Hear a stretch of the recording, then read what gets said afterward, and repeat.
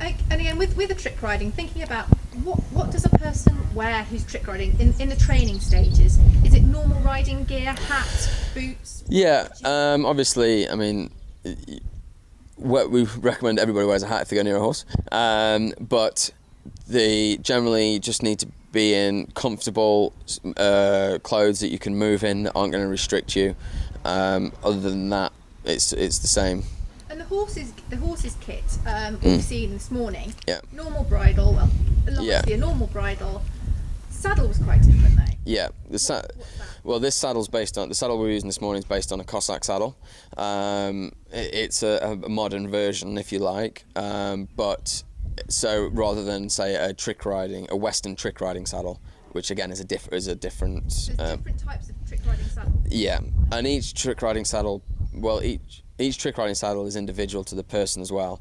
You'll adapt your saddle for the way you like to work. So you might get from any one saddle maker might make the saddle in any particular way, but then you might modify it later and say, oh, I don't like the pommel's too steep, or it wants to be steeper. You want to change what's on the back from maybe a pommel to a handle. There's different leather straps that you add. Yes, very much so. And if you very rarely you'll find two saddles that look exactly the same.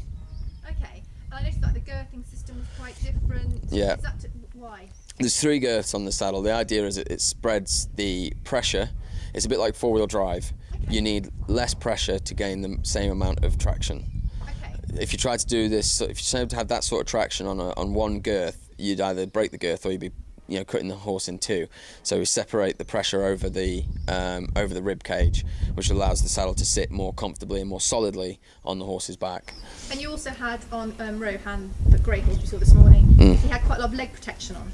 I think, to be honest, that for me that's just a standard thing. I personally always recommend, if you're going to put boots on, you put tendon boots on and support the suspensory ligament, things like that. The main reason is, injuries can happen. You are putting pressure on different areas, but that happens in any sport, any horse sport. There's nowhere near, for example, a grade A show jumper, when you watch them land on their front. That's a lot of pressure going through the front legs. It's not anywhere near the same amount of pressure. Yeah.